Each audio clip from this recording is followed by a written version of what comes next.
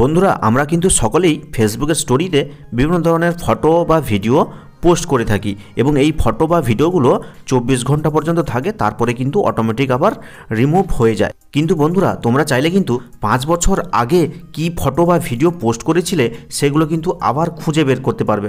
অর্থাৎ আজ পর্যন্ত ফেসবুক স্টোরিতে যত ফটো ভিডিও পোস্ট করেছো সেগুলো কিন্তু চাইলে খুব সহজে আবার খুঁজে বের করতে পারবে এবং চাইলে সেগুলোকে গ্যালারিতেও সেভ করতে পারবে।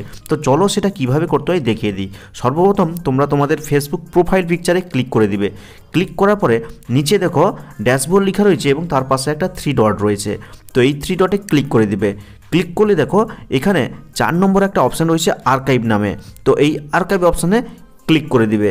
ক্লিক করলেই দেখো এখানে কিন্তু ওপরে একটা স্টোরি আর্কাইভ নামে একটা অপশান রয়েছে। তো এখানে ক্লিক করে দিবে।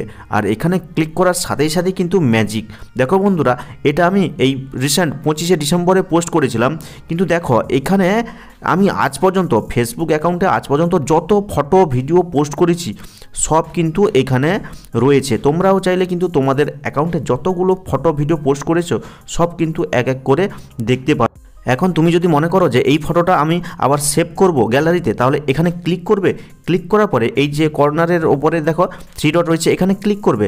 ক্লিক করার পরে সেভ ফটোতে ক্লিক করলেই কিন্তু এটা তোমার গ্যালারিতে সেভ হয়ে যাবে।